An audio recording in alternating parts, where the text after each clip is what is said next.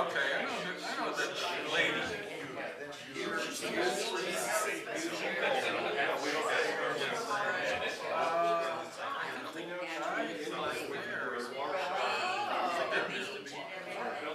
I remember when they share the So where my water? I don't remember this guy.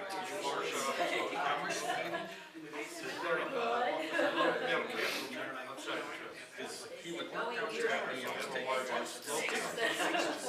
You'd see him at the bus stop. And I think he was in Maine or Bang or something like that. And he took immaculate care of this house. In your front yard?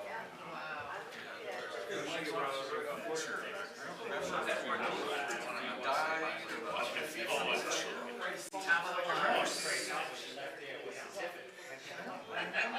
Oh, that's, yeah.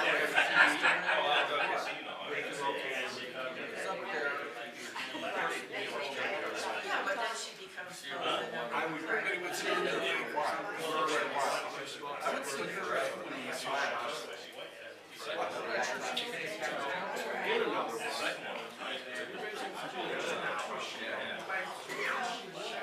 It's weird, that's my witness. Like I said, my washer and dryer were right by the basement door. well, maybe she rented it.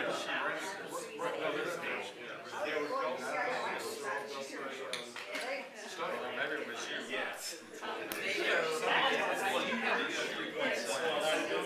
She went into assisted living or something like that. She said it was great because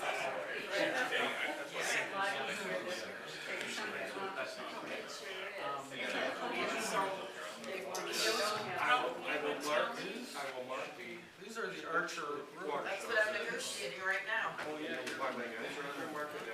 How are things? Any news? When they do come in, it's not print. All right, well then that's what I want to know. So now it's. It's already in print, I already read it. Oh, is it? Yeah. yeah, well, I'll have it marked, yeah, hopefully tomorrow. What's going on with the planning? Yeah. Aren't you on the planning commission? I told him I can't get to it.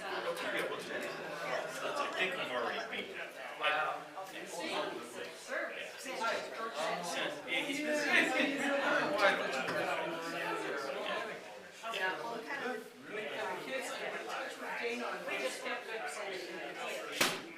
Pardon? We just got good planning. Quite a few come through. Good planning. Vegetables my dad's garden, right? My dad wanted to do something. All right. So dad said, you're doing planning his garden. Okay. Right, that's how much. Let's do it. I do know what yard my I do yard and I'm not something. That's Eric.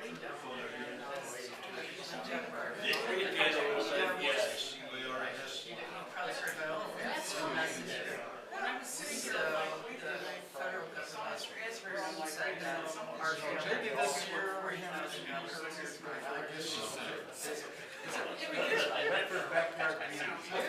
let our mortgage holder and card notes It's pretty much,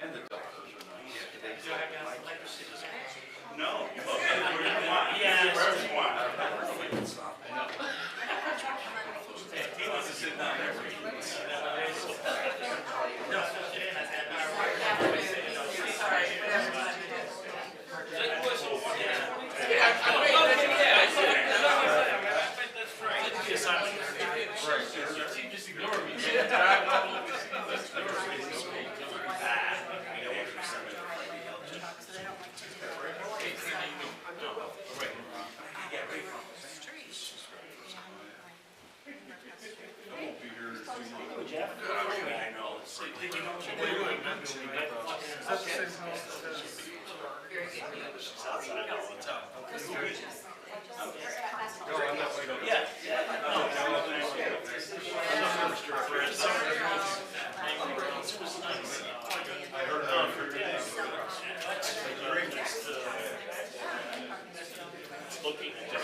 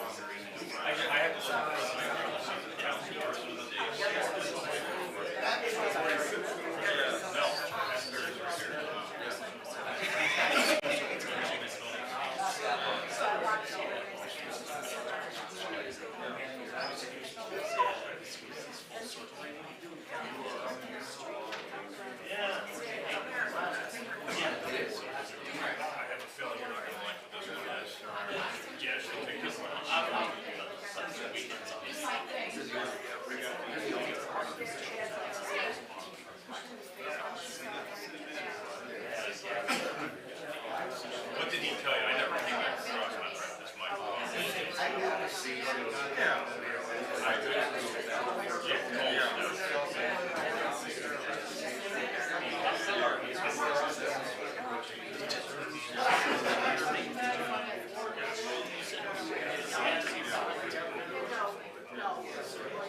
Oh, that's what it was. That's what it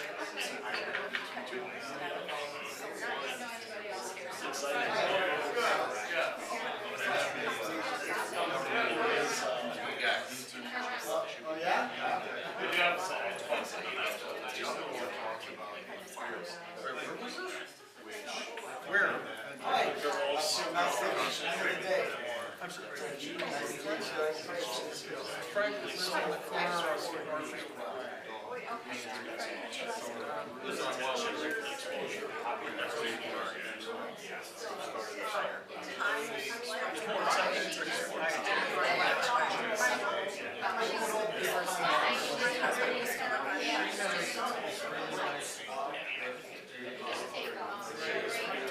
Storage facility.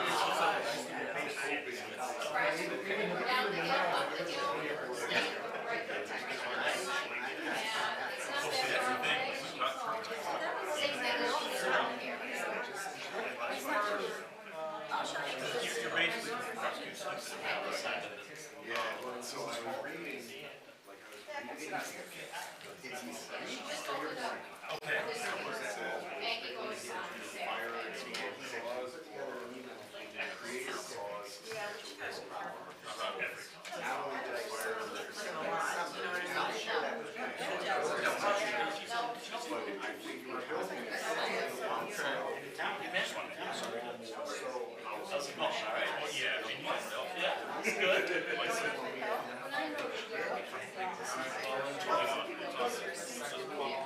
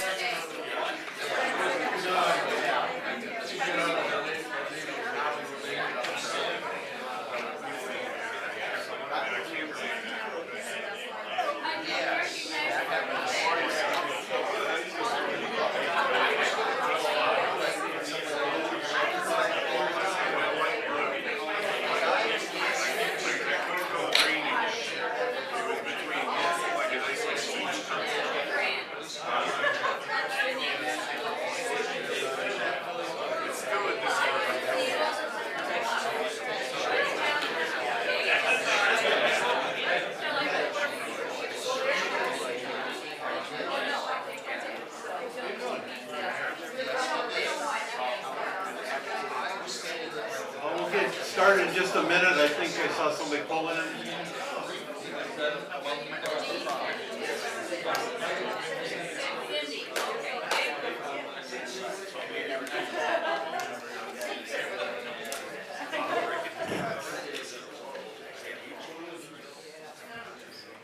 They're just paying their water bill.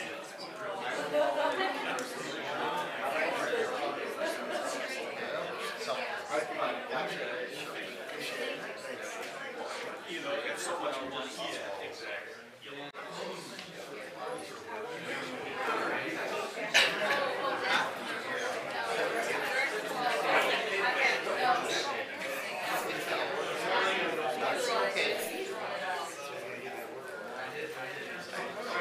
We're gonna get started. I saw a car pulling in, but they just went and paid their water bill, so that's good too. I guess they're not coming in. Anyhow, I want to welcome you all to the ward meeting for wards 2 and 5. And a nice night. Good to see you out here today. So we want to move along. We want to respect your time. And we have all our department heads and assistant heads here. So later on when we do the question period, they're here to ask questions. And we take criticism, take your comments. We also take your good stuff to say too. Anyhow, I want to start off by introducing our two councilmen that are here for the meeting. Steve Salvi, Ward 2, and Jeff Asbury, Ward 5. And joining us, we have Councilman Tony Longino, Councilman Frank Smith in the back, and I think that's it, right? So with that, also I want to introduce our Clerk of Council, Tracy Simons. So if you call the council office, you'll get to talk to her. And you say it's better than talking to me. Would you introduce the department heads? Pardon? Okay, sorry. Oh, we'll get to that. That's Mike's job. I do the council side, he does the admin side. So anyhow, without further delay, I'll have asked Steve if you have something to say. Hi, good evening. Would you please raise your hand if you live in Ward 2? Okay, great, quite a few. Thank you, thank you. If you do not have my contact information yet, please take one of my city business cards that were above or see me after the meeting. I encourage everyone to attend council work sessions that usually begin at 5:30 prior to regular 7 p.m. council meetings. Deliberations of ordinances and resolutions primarily occur during the 90-minute council work session prior to the 7 p.m. council meetings. Work sessions are open to the public, excluding executive sessions. Members of council cast their votes generally without further debate during the 7 p.m. council meetings. Call or check the city website to verify the time of that day's work session, since the time does vary on occasion. During my first 4 months representing Ward 2, I have begun to address a varied number of issues that residents have brought to my attention. Examples include storm tree damage on Briar Lane, inoperable tornado siren on Solon Road, poor street lighting on Lincoln, dog bite on Darlington, commercial vehicle hauling violations on Winslow Road, alleged squatter on McKinley, gunshots on Lincoln, speeding on Columbus Road, group home issue on Archer Road, parking issue on Wellman Street Hill, loiterers on Northfield Road, alleged drug use, speeding, trespassers and wrong-way drivers on Darlington and Helper Drive, illegal parading and parking on Taft Avenue, illegal public consumption of alcohol and after-hour trespassers at Taft Park, and more. During the past 4 months, I've had to vote on a number of ordinances, resolutions, and motions to approve or deny zoning and planning commission decisions. I spend a great deal of time doing research on these issues prior to council work sessions. After reviewing the documents were given on Friday evening, I prepare questions that are typically directed to either the city manager, finance director, or law director, so I can make the best informed decisions for Ward 2 residents prior to casting my votes. Sometimes I visit properties or the location of city infrastructure to be repaired in order to better understand the issue we will be asked to consider for approval. I may speak to nearby residents who may have additional information to share. Most of the ordinances we vote upon have to do with spending grant and tax revenues to repair or replace basic public infrastructure and to keep other city services functioning, such as police and fire departments. Like you, the city has felt the pinch of inflation as costs rise. One example is a dramatic increase in city's insurance premiums. The city of Bedford faces some serious issues, financial and otherwise. I will let City Manager Malice expound upon those as much as he is able due to sensitive nature of discussions and other litigation. Issues specific to Ward 2, Taft Park. I grew up on Taft Avenue and spent many hours playing with neighborhood kids at Taft Park. Taft Park is in need of renovation. Required work includes renovation of the remaining baseball field, playground and playground equipment and pavilion. I have also asked City Manager Malice to add more detailed signage regarding park use prohibitions and police surveillance. The Bedford Police Department, local residents, and I are giving Taft Park additional attention and surveillance to deter after-hour misuse and abuse of the park. I want mothers and fathers to be able to bring their children to the playground and feel completely safe. The word is getting out that Taft Park is now a no-go zone for troublemakers. Commercial strip center on Northfield Road. A priority of mine is to improve the quality and cleanliness of the commercial strip centers on the east side of Northfield Road. The now closed Bay Market was a long-time eyesore inside and out. The strip center's asphalt parking lot has been unkept with weeds, trash, and debris, a common sight. The property has been an embarrassment to the city, and it's long past time to have the landlord and tenants make the appropriate corrections. This is a problem that did not occur overnight. I will continue to request the city administration does all it can do legally to make progress. I will also contact the property owner myself so I can understand their position and perhaps get their voluntary cooperation to make needed improvements. Bedford High School student behavior. Several residents who live on Helper in Darlington near Bedford High School have reported incidents of trespassing, speeding, driving down the wrong way on a one-way street, littering, and drug use. The superintendent of schools has agreed to meet with me to discuss the problems. As soon as I obtain a copy of the video evidence of some of the allegations, I will reschedule a meeting with the superintendent. Speeding, traffic signal, and sign violations. The most common feedback I get from Ward 2 residents is the number of drivers who seemingly ignore speed limits, traffic signals, and ignore traffic signs. I have asked City Manager Malice to increase Bedford Police Department presence in Ward 2 to enforce these violations, which often happen without an officer to see and ticket the violation. I myself have seen people running solid red lights dangerously too often at the intersection of Northfield and Columbus roads and at other intersections. Amazon trucks and lawn mowing service trucks routinely park illegally in Ward 2 and elsewhere, including in front of fire hydrants. Speeders make it difficult for Columbus Road residents who live on the dip in the roadway from Archer Road to Bartlett to safely exit their driveways.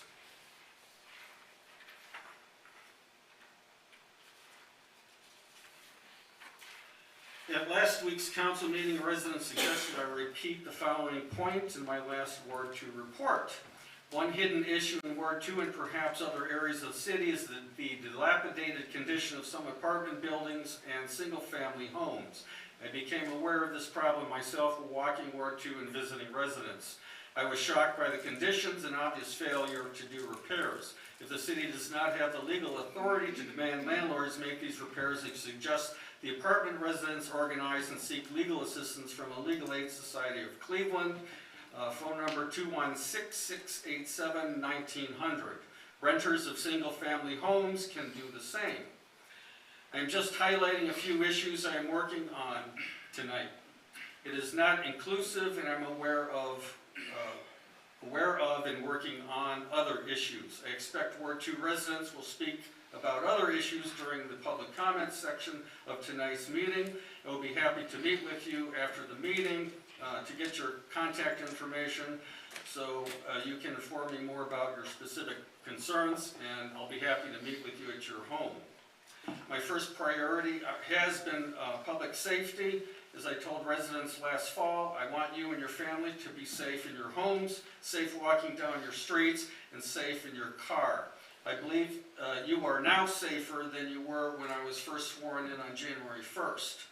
Thanks to the cooperation I've received from the city administration, this has been accomplished. My challenging goal is to make not only Ward 2, but work with City Council and the administration to make Bedford the safest city in Cuyahoga County by making the most difficult place for criminals to ply their illegal trades and to have real consequences for their behavior. Thank you.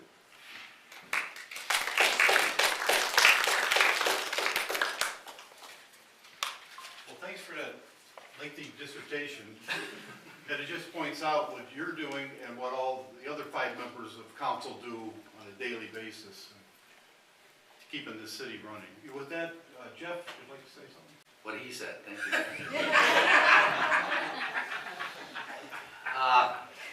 Jeff Asbury, Council Ward 5. I've been council member since April of 2021.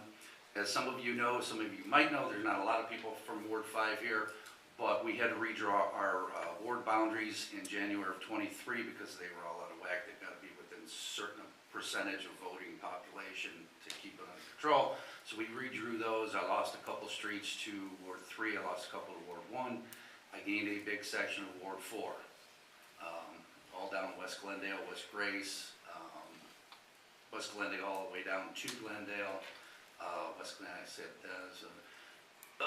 Palmetto, that whole area over there is now Ward 5. So I'm just going to touch on some of the good things and the things that are happening in Ward 5. Palmetto Tot Lot, I believe June, that's going to be dedicated to Paula Mezak, who was the councilwoman for Ward 4 for a long time. It is part of Ward 5 now, but when she was here, it was part of Ward 4, so we're going to do a bench and a little plaque and a dedication in her memory. So that's going on this summer. Palmetto Street leading into Palmetto Woods, from Daisy into Palmetto Woods, we know that's crumbling. We do have plans to fix that. We're going to get some quotes on that. We had to wait on the culvert to see if that was safe enough to actually repave the road, and it is. It's in good condition, so that will be done. Turney Road, I'm sure you've heard, is going to be resurfaced from Lee Road south all the way down to just past Button Road. So part of that's Ward 5, part of it's Ward 4. Traffic will be maintained for our safety forces heading from Broadway going to Lee Road south. That way they can get to where they need in a hurry, and they'll just have to detour on the way back. So plan ahead for that.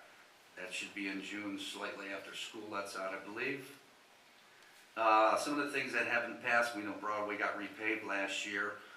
We had our TLCI study, which there's some posters up there if you want to take a look at. We are looking at some traffic calming solutions for Broadway downtown. I believe we're hoping to get a couple traffic tables to slow them down a little bit. Might be a little noisy because you've got semis because it's a state route going over speed humps, but you know, if it helps, if it makes it safer, that's what we're going to do. On the square, last year the electrical, the sound system all got upgraded on the square. Those are all through grants. The gazebo, the train station both got new roofs. The train station got repainted and the restrooms were completely modernized, and it looks really good down there.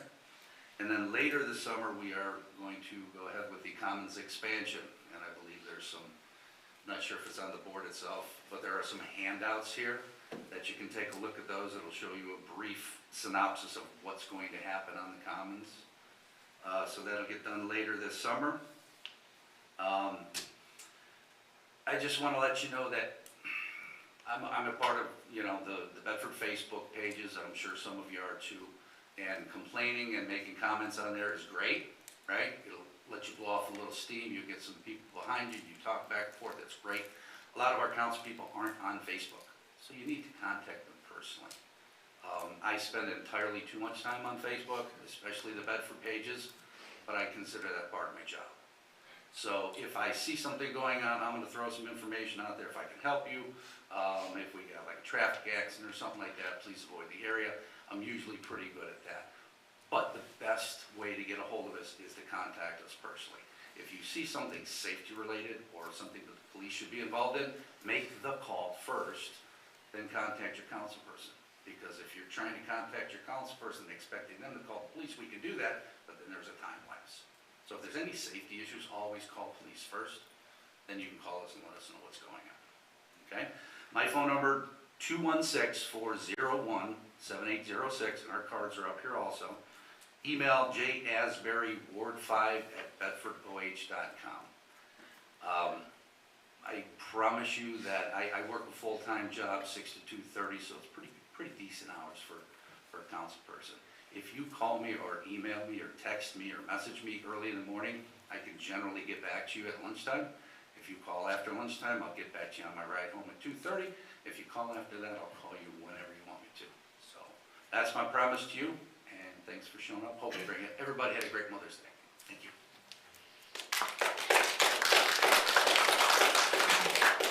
Thank you. It's bedfordoh.gov. What'd I say? .gov. Thank you. So people put it in, they're So gonna, used to he's saying not They answering. should do that on purpose. I gave him a bad phone number too. Gave him Steve's phone. Okay, with that, we'll have our city manager, Mike Nellis, come up, do a short presentation and introduce the administration. Thank you, Mayor. Good evening, everyone, and those watching online. Appreciate you just coming out. I know it's nice. I will be quick. I'm going to give kind of a brief overview on some big topics, large construction projects, things that we're working on. But the primary reason is to answer any questions from the public. And first, I want to take a minute and introduce our staff, our department heads, and also not only the department heads, it's all of the staff that work for each and every one of them. They're outstanding. They do a terrific job. It's an honor to work with all of them.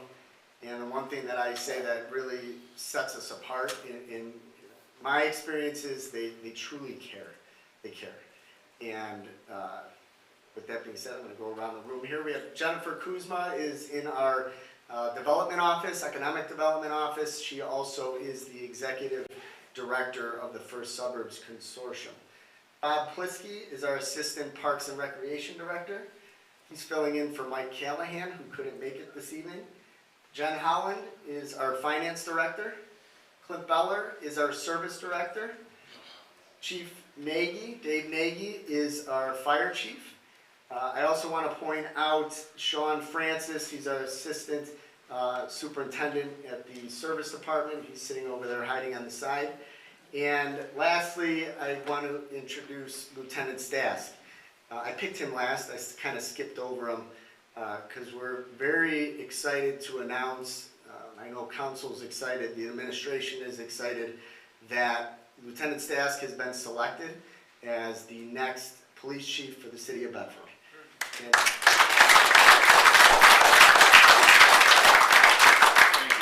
very well deserved. He's going to do a tremendous job. I want to acknowledge Civil Service Commission.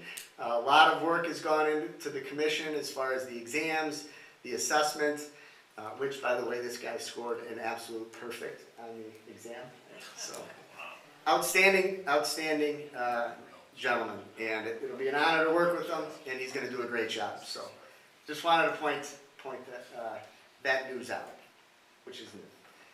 So real quickly, 2023, our year end, just go over some of the financials. You can see that we did finish the year with over $3 million in our general fund cash balances. This is in addition to our reserves that are currently in place, and those reserves are approximately $5.8 million.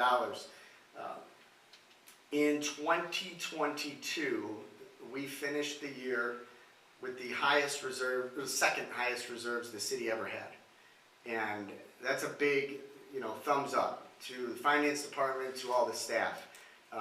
That shows, I think in 2013, we had the tough news of losing our largest employer. And the challenge is, actually I shouldn't say challenge, the lesson that we learned was a lot of our eggs were in one basket, right? And we were dependent on that business and their 1,500 employees.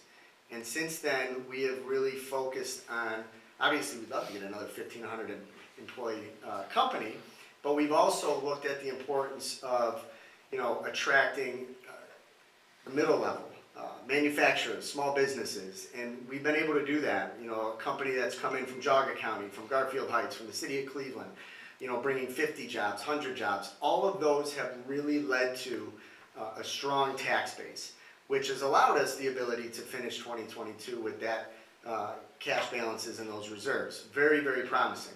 Now, obviously, we've had some challenges with the closure of Bedford Hospital. We know that, and we understand what that impact is going to be. It could range as high as $1 million a year loss.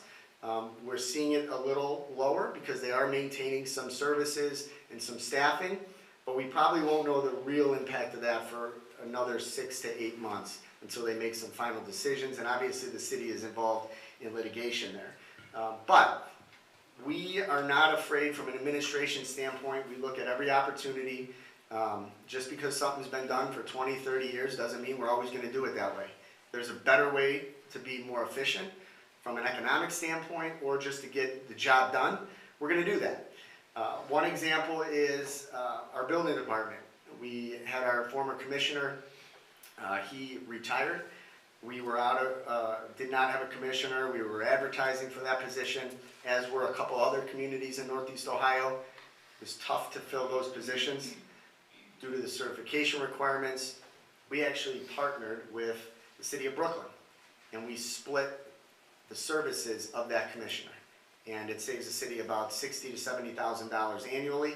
He's here a couple days, he's there a couple days. We also have all of our inspectors to the same. But we're not afraid to change things if they make more sense from an economic and an efficiency standpoint. Just touching on some of the larger projects, Tinkers Creek Commerce Park, that property is finally, if you have not driven over there, it is on our border, across from Shawnee. That was the industrial park that's been vacant for 20 plus years almost. It actually looks full if you drive by now. There's a lot of activity. We have a 115,000 square foot manufacturing facility going up. A company that's gonna, in the next 3 to 5 years, employ over 120 employees. We also have a manufacturing company relocating from the city of Cleveland.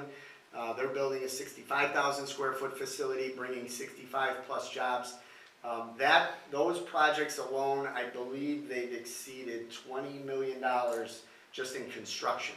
They haven't even relocated there yet. So that is another example of making sure that tax base is strong through redevelopment projects. It'd be great if we had all this vacant land. We're a dense inner ring community. We have to look at redevelopment opportunities, and this was one example of that. And kudos to Jennifer Howland, Jennifer Kuzma, Frank Gambosi, our previous finance director. They really put in efforts to free that property up. It was a challenge from the county level and the previous owner. From our fire department, I want to point out and give credit to the staff. We did apply for a $1 million grant through FEMA to purchase a new ladder truck. We were awarded that grant. Outstanding. It was the highest amount you could get. Challenging part is a ladder truck's about $2.5 million, so we will need to look at coming up with the remaining funds, which we will be able to do that. We don't have to make payment on that ladder until we receive it, and unfortunately we won't receive it for 3 years. That's how long it takes to build this piece of equipment, and that will be replacing a 1993 ladder truck that has already been refurbished once. So kudos to the staff in fire on that award. Our police department, and I want to point out and thank City Council for supporting some of the initiatives that we've done as far as technology and the installation of cameras across town. One example is obviously the Auto Mile We do have cameras going up in the historic district and on the commons, but also the flock camera system. The flock camera system are specific types of cameras. They're all over Northeast Ohio. They're all interconnected. If there is a crime in Shaker and they report a vehicle and a license plate and that happens to drive through Bedford, they'll get notified. Those cameras are at every entrance of the town. And they have already gone through and assisted the department in solving a number of incidents, stopping individuals that may have been pursued by another community. There was a cost associated with that, and that's, want to acknowledge our appreciation to council. It is important that we look at technology on dealing with some of the challenges that we see. In a perfect world, you park a cruiser on this street or park a cruiser at the park and you can sit there for a couple hours and monitor traffic, and we do traffic control. But one of the stats that I think is very important to understand, and this number is not all offenses, right? It's any type of call for service. So a vacation check, that's a call for service. Our calls for service in the last 10 years have gone from 16,000 a year to 24,000 a year. So that's almost 10,000 more, 9,000 more calls annually. You back that up. Well, how much is that per month more? How much all the way down to per shift? And we're responding a lot. Not all offenses, but we're busy. And it's important that we utilize technology too. And we're not just stopping with these cameras. We're looking at some other technology as far as possibly at the park system that we could be monitoring either directly from our cruisers or directly from the station. And if we see, hey, there's 5 cars pulling into Taft at 9:30, 10 o'clock at night, we're going to be responding instead of waiting for maybe a large disturbance. So these are some of the things that we're looking at, as well as I will touch base on some of the traffic calming measures that Councilman Asbury mentioned. Our body and dash cameras, we recently received an upgrade for significant grant for upgrades on redaction software. Those pieces of equipment that our officers have that are in our vehicles are paramount. They're important for the public, they're important for officers. One of the things to take into consideration though is the amount of, those are public records, and those requests come in a lot. And that is one gentleman's has to be dedicated to sit in front of that computer and redact, maybe redact a juvenile's face or information. We now were able to get a grant that is going to cover all of that. And that frees up an individual that is not sitting in front of a computer doing that. So although small, that's an important piece as far as helping with manpower. Parks and Recreation, number of facility upgrades. I can't say enough about the job Mike has done, Bob has done. Specifically, this gentleman down at the pool last year during our renovations, Sarah, all of our staff at the Recreation Department. I think everybody has received this. If you didn't, there's a couple copies. This was the most recent booklet. The programs that we're offering are outstanding. The grants that have come in are outstanding. If it's senior citizen programs for developmentally disabled youth, anything, they're killing it down there. And the pool house is outstanding. If you haven't been into the Ellenwood Center recently, stop in there. The whole main floor has been renovated. Great improvement. So well done, Bob and the entire staff. Also want to touch on some of the infrastructure. Union Street, that was redone. We also redid that water line. I know this isn't in the ward, but that is kind of like a main artery here. That bridge, the old stone bridge, is going to be completely rebuilt. That is, I believe, ODOT, correct? ODOT is running that project. It is not going to start this year. It'll most likely start in & but while that is under construction, that road is going to be completely closed, and it's going to be closed for about a year. So that's a challenge. There's no way around that. There's a lot of work that has to go into. All the utilities are actually built into that roadway now.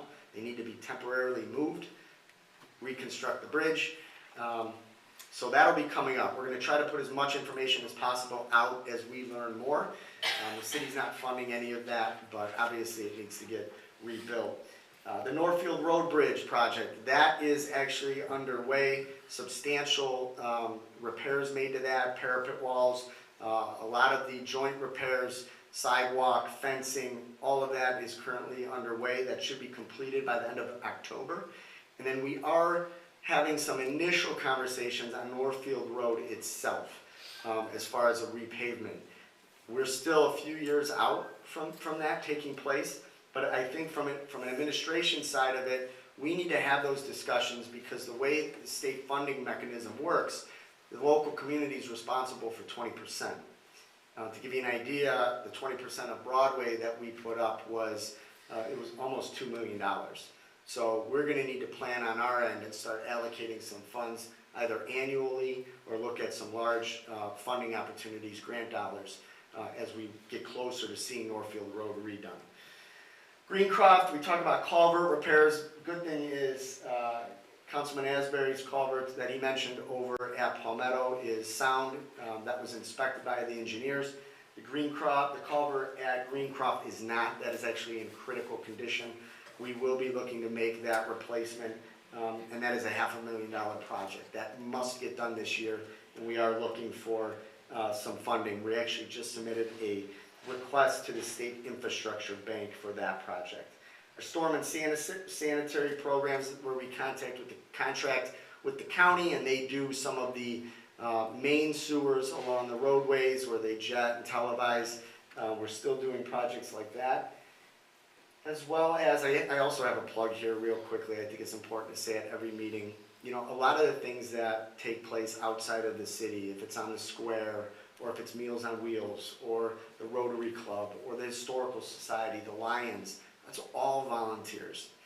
And there's a lot that goes into that. If you know individuals looking to volunteer, if you would like to volunteer, I'm sure they would welcome the help.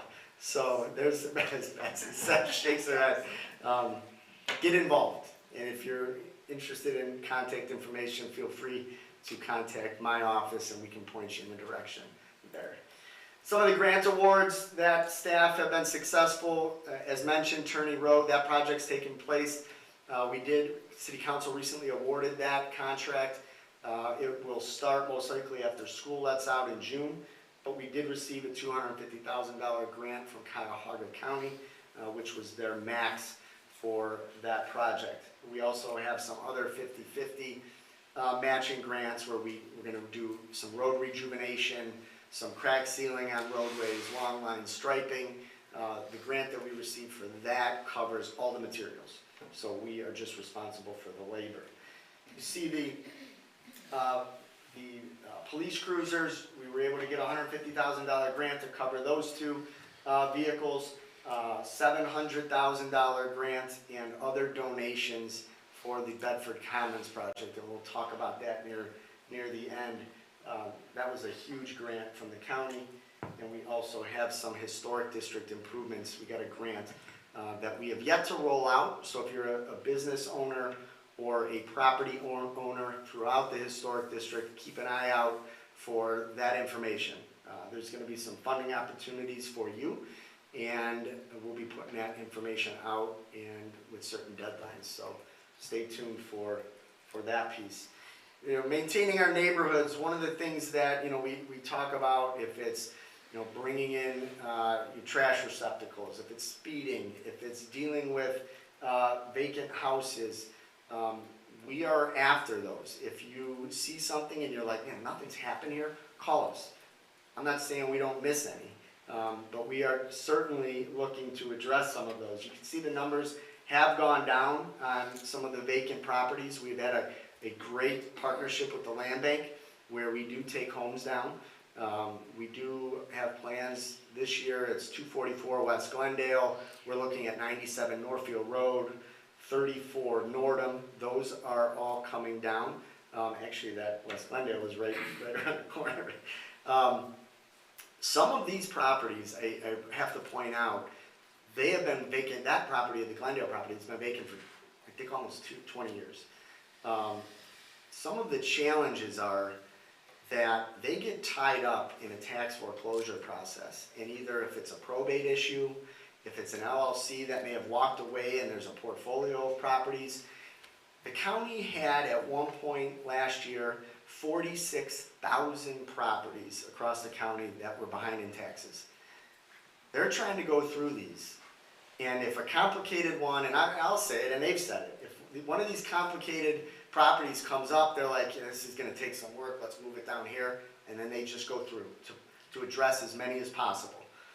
It's been a challenge. I know mayors and managers for suburbs, they brought some of these concerns up with the county.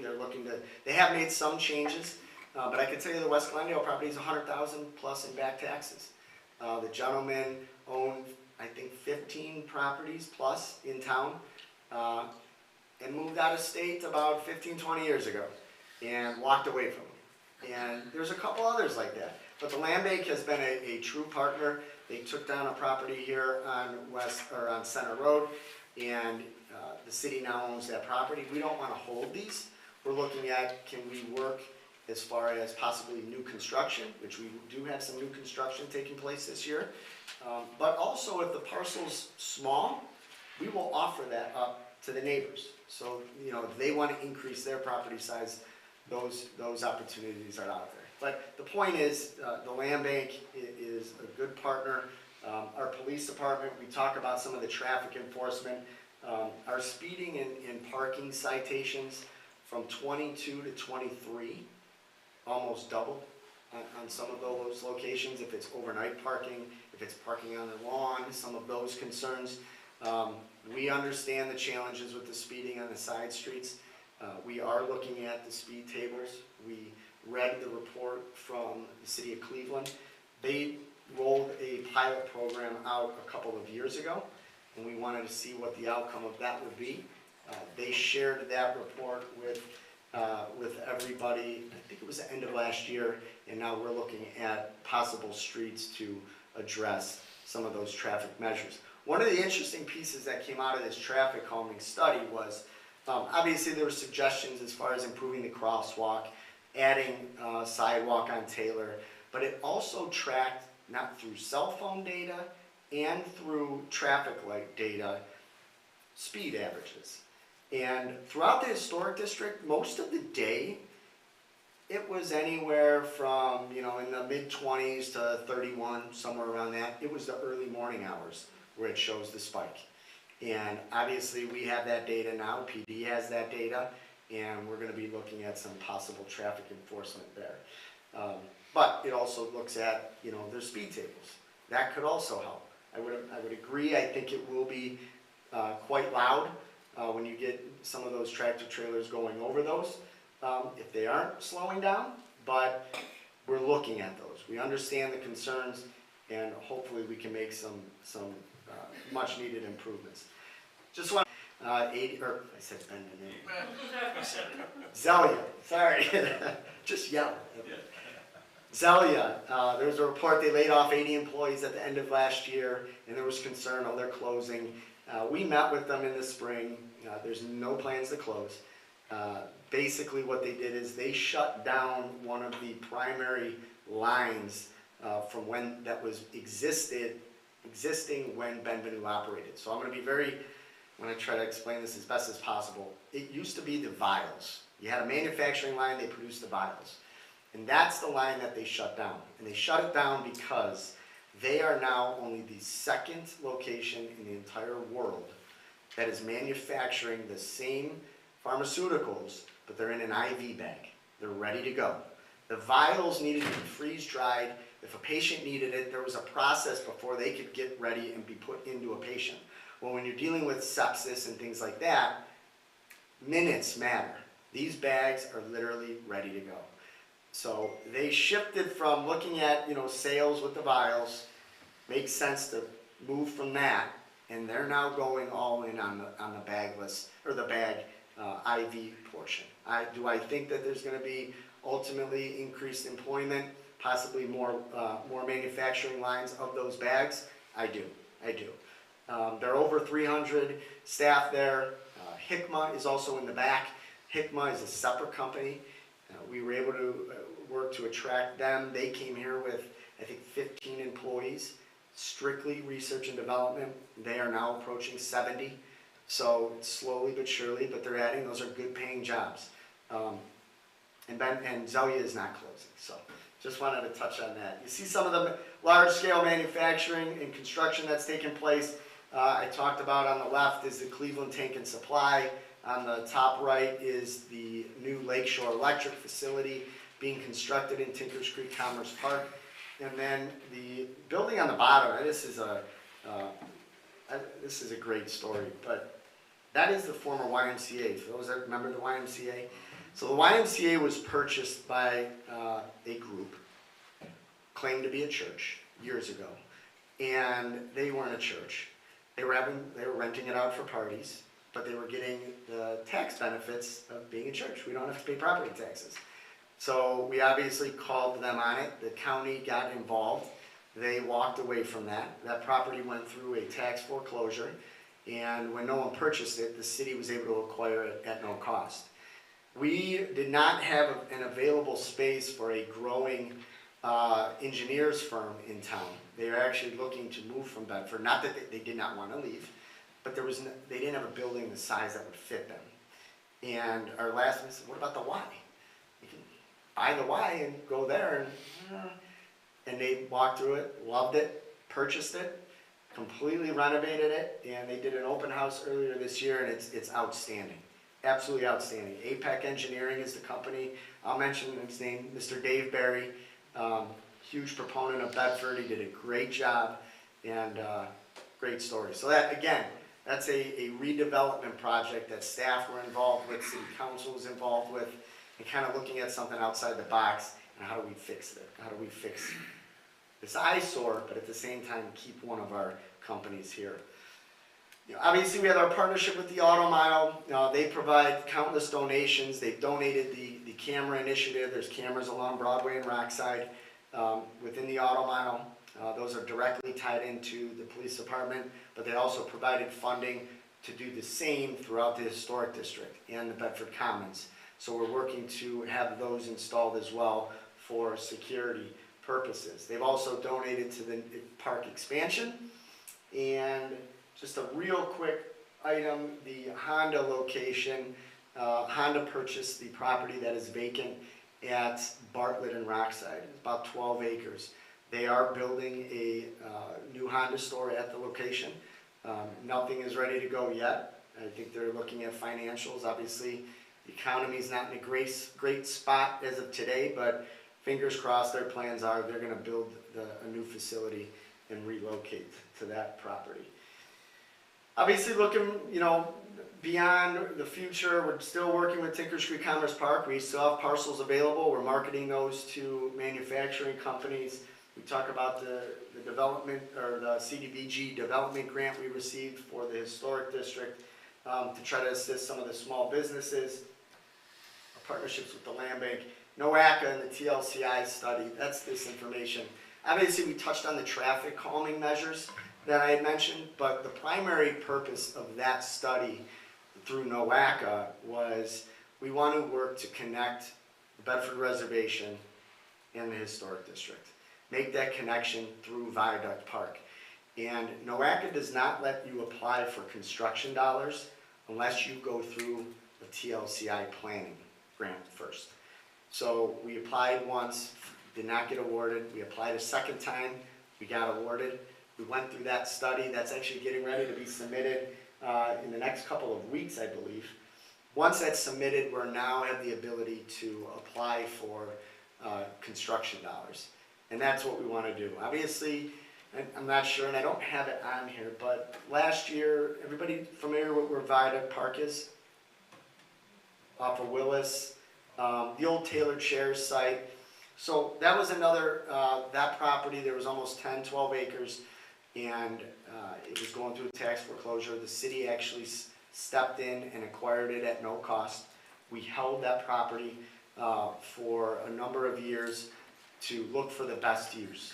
We could have sold it to someone to build homes, sure. We had someone that wanted to build a manufacturing building. We went back and forth.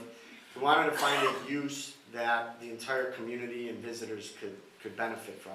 And last year, City Council authorized that property to go towards the Cleveland Metro Parks. So the Metro Parks is now the owner. They're going to be, in the short time period, cleaning that property up on the viaduct side, so the outside corner. They're gonna add some trails back there, but ultimately the agreement states that they have to construct a 4 seasons structure that can be used 12 months a year for the public, can be rented. The city will have access to it at no cost twice a month for programming. It is very similar to a structure that was built for the Jogga County Parks District.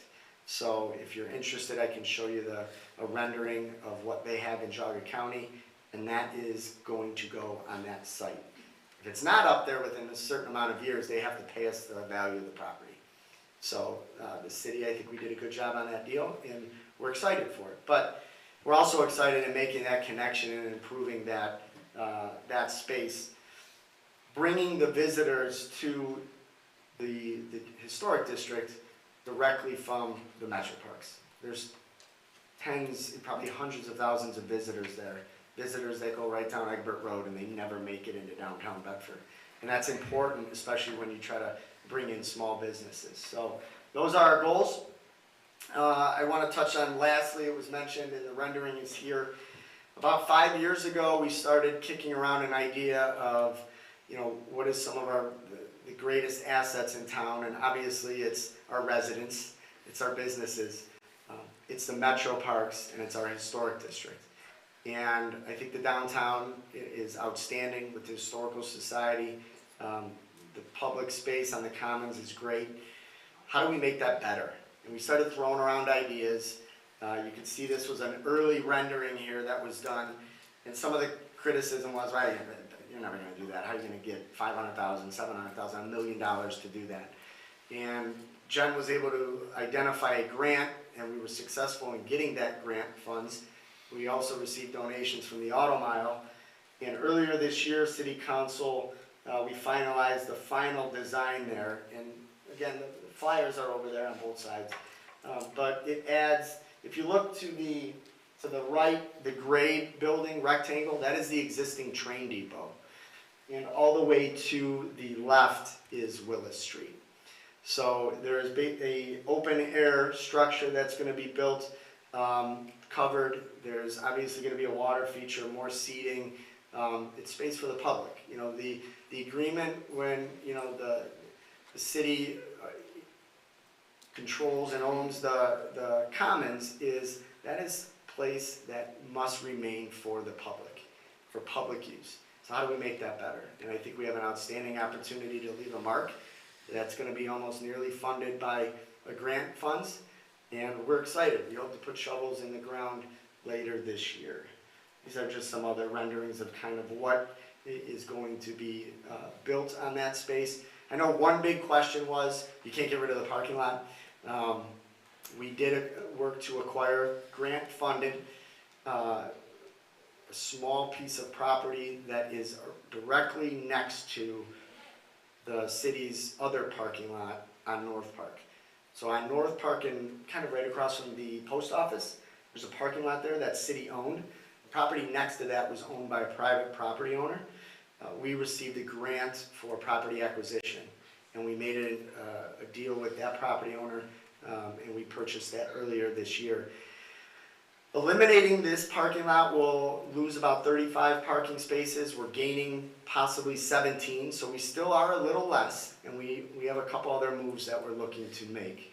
But I think we can address the parking concerns, and I think this is a great opportunity for the public to get excited about it. I think it's a great project for Bedford. Try to be as quickly as possible. I apologize for that. I know you have a lot of questions, hopefully. It's your turn. Thank you.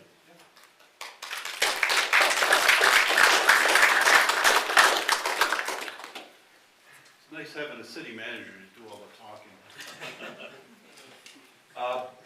And now it's your turn. I want to turn the questions over to you guys and everybody to ask here, and fire away. We're gonna be done at 9 o'clock so we can respect everybody's times. And questions? I was wondering, is there something happening with that, it used to be the Friends Restaurant on the corner of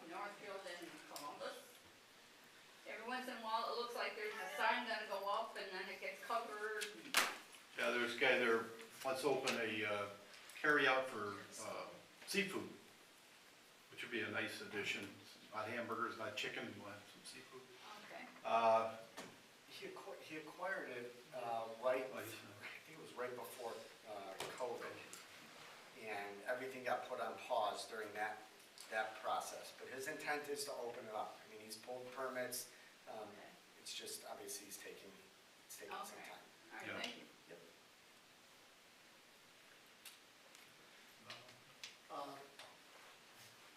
On this side. I'm Lee Esther, live on Archer since '01. Couple questions. I appreciate the improvement in Northfield and Solon Road intersection. It was real bad, but what about from Northfield all the way, Solon Road to Bedford Heights line? Good question. I'm glad you brought that up. We've been fighting that for We have. over 20 years. So that's a county road, okay?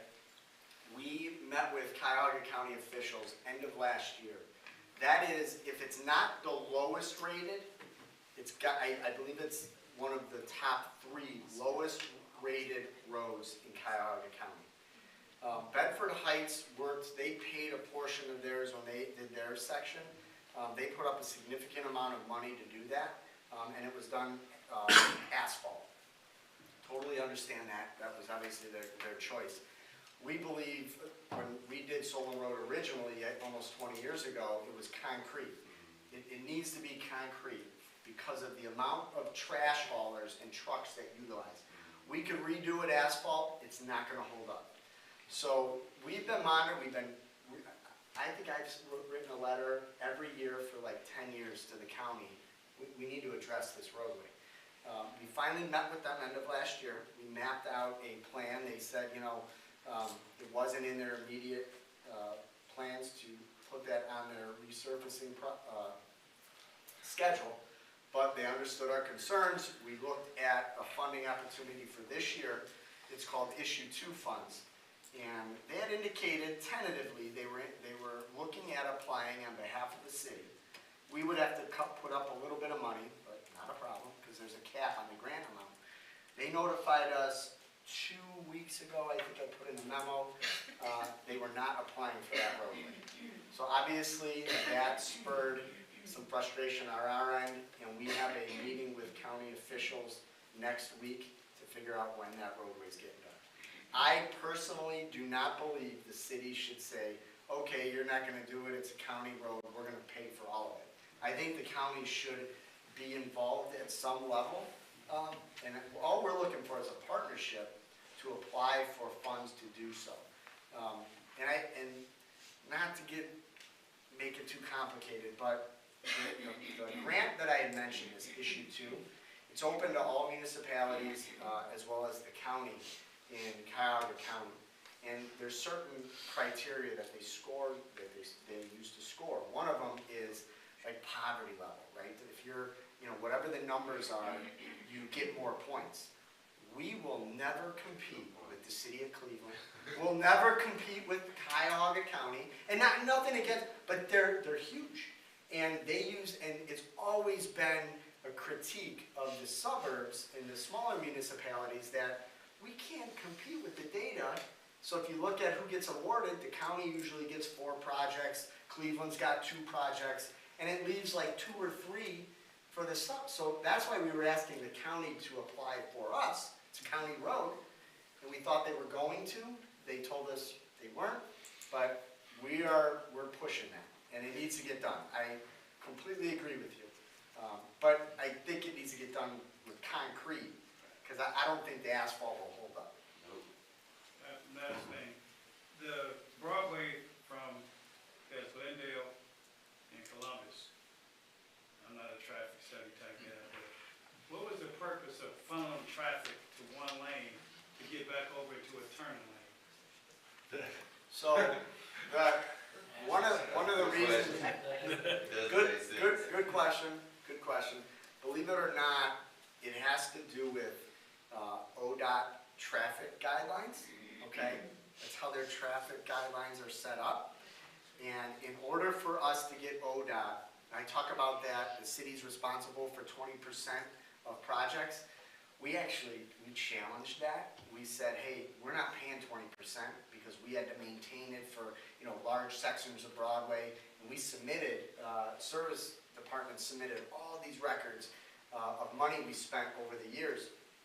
And they came back and said, okay, we thought we could only kick in 10%, that didn't work, but we settled for 15, but 15% on a $4 million job, 5%'s a lot. One of the things is for them to contribute the remaining, we needed to follow ODOT traffic guidelines. I'm not disagreeing with you that it's a little odd, but what we didn't want to do is have a project designed that doesn't follow ODOT standards when we're pushing ODOT to pay 85%. Now, the only thing I will also add is we did recognize the traffic signal at West Grace, I think you mentioned. That wasn't programmed correctly, and it was causing the backups during rush hour, early morning, and later in the day. That has since been corrected, so the flow's a little better, but You just find people that just disregard the arrow and just stay in the lane and get into the turn lane and make it Yeah. left. My wife and I like to on Sundays take rides, and every new street that the state has done is striped the same way. Been all over Ohio looking at stuff, and I drive down the roads and I gotta get over it. Well, that looks familiar. It's their standard and that's what we gotta deal with. So how long before the stripes wear out and you have to restripe the street? Makes sense. Well, when everybody just driving across it, it might happen quickly. maybe, Oh, you had maybe to- we don't restripe it then. That's what I mean. Well, I wanted to put a plug in for Howard Adhesive. Dave was renting a good portion of that building from Howard after they moved out. Howard too is updating, modernizing their plant. That's a good, That company puts out for our country 85% of glue. 85. I had no idea Really, that how much much, glue yeah. comes out of that factory. that's A a, little bit of water, a little bit of clay, additive, and you got glue. that's a, It's amazing. that's a great point. Mr. Serino he runs an outstanding business. Hell of a guy. And when we first, when Dave was looking at space, he said, he goes, I don't want to lose a tenant, but he wanted to grow. He needed to expand. And that, I talk about that, why that really was it was a win-win for both Bedford businesses, and it allowed them both to not only stay here and retain, but expand. But great company. They stuck with us. Yes. See you working. My name's Donna Zoller. I live on Wellman. I have two requests for help. So number one is in the winter, the hill, like from Wenso down to like Mainline Truck, is gridlocked. It's just a stop. Can't get down it. Traffic can't get down it. I called Steve twice, I've taken pictures. When there's a bad snowstorm, it's impassable. No, and then you can't go back up, my street, which I can get up Wellman, but I can't get down the hill. I work in Sugar and Falls, so I'm trying to get back onto Richmond Road, to get back onto Solon Road, back to, into Solon. It's ridiculous. Like, could they maybe pay a little bit more attention to that? Okay, we'll make a note of that. It's completely, every time it's a bad storm, it's completely impassable. It's just, nobody can get down. It's not a big hill. Okay. My second concern is I had a furniture delivery today, patio furniture, box truck. My neighbors park in the street 24/7 all week, several. And the hill is big and people come down the hill really fast. There was an accident last year where somebody came down kind of fast and a car was parked and just plowed right into it. So the box truck today parked in front of my driveway, and all of these people coming both ways were so angry, and they were screaming at the box truck drivers, these guys unloading furniture, screaming at them, giving them the finger, calling them names. It was like ridiculous. It was so embarrassing. Because my neighbors park in the street every day, all night long, and what is the maximum amount of time at night that you're allowed to be there? Streets you have to be off the street between 3 and 6. No parking. That's 3 so a.m. to 6. ridiculous. They ignore that in the winter too, when there's a snow ban, they don't care about the snow ban, they ignore that, so the cars are still on the They have empty street. driveways, but they're just parked in the street all the time. If you, afterwards, if you just want to share an address or two, we'll take a look at that. Well, somebody called the police today, not me, well, probably somebody who had trouble getting through. He told me I should have probably rescheduled my delivery for a time when my neighbors were not parked in the street. The patrolman told me that today. That's why I'm here tonight. Yeah. What is the purpose of the parking ban between 3 and 6?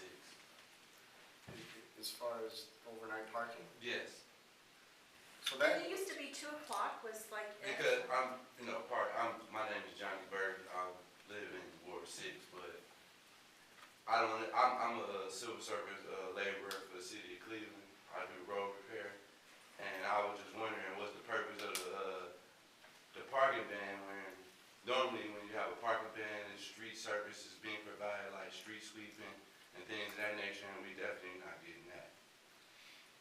so obviously we put a 24-hour parking ban in place for like weather issues. Yeah, I Or understand if that. or if there's construction, or if there's construction on like an adjoining street, for instance, Washington Street, we had no parking on the street 24/7 because it was traffic. Right. But we've never allowed 24-hour overnight parking. We've not, there's been adequate, we believe, and I think council years ago and, actually decades ago when that was put in place. Yeah, I know, but That there's adequate parking. It's not like our homes, you can only fit 1 car in a drive. The majority, I would say 99% of the homes in town have plenty of drive. We've just not permitted, 24-hour on-street parking. I mean, but the hours that you have is 3 to 6 o'clock in the morning, like, normally those hours, no one is in traffic. And normally that's when the street services are being provided. That's why I was just wondering, because I never see a street sweeper come out and sweep the streets. They do that primarily during the day. They're out there. Yeah, they've been out. The whole city's been done once. Yeah, once. I'm just asking because I've been living in the city of Berkeley for the past 10 years, and it's been points in time where the plow truck come down the street and the plow was slapping the ground. And I was just wondering, what was the sole purpose of the parking ban? But that's not why I'm here. I'm here because I wanted to understand what is the limitations of the inspector when you're trying to get, like, place a fence or anything like that on your property. When is it okay for the inspector to tell you that you can't place a fence up or do something on your property? Well, the only time you wouldn't be able to do it, I mean, there's certain code restrictions on fencing. It would all depend on maybe, if you want, I could go over that with you after, I could get information, but if it's type of fence, height of fence, like there's ordinances on the type of fence, height of fence, how far a fence has to come off of your property line, if it can't go right up to the property line. There's other restrictions on corner properties, it has to be even more off of that. So if certain designs aren't like that, then we're not obligated to approve. It doesn't mean that it can't happen, there's just certain steps. So if you, let's say you didn't want to be 5 feet off of a sidewalk, Right, again, don't quote me, I don't memorize No, I the know code, the rules, yeah. but if you wanted to appeal that, everybody has the right to Yeah, appeal. no, We don't have we can't grant something if it's kind of against what the ordinance say, but what you can do is, we have a BZA board, and, we let a resident know, you can fill out an application, and the BZA board is made up of residents, right. and you present, hey, this is what I'm looking to do, let's say I didn't want to put up a 6-foot fence, I want a 10-foot fence, right? Yeah, no, but that's too extreme. No, I'm saying, I have a neighbor, and I feel like my neighbor is using the local PD and the inspectors finding me because he doesn't want me to place a fence up because it would separate our yards and cut his property off. I did all the proper things by getting the survey. I paid $1,500. I did all the proper steps, but he's more concerned about what my neighbor wants than Well, I. you have, I mean, if you're if it follows the items in the But way the he's- code and the ordinances, He's continually denying me though, and he's doing it based off, he doesn't like my personality. if you, yeah, I don't, if you give me your information after, I'll look into that in the morning. Yeah, I mean, that's basically what he told me to my face.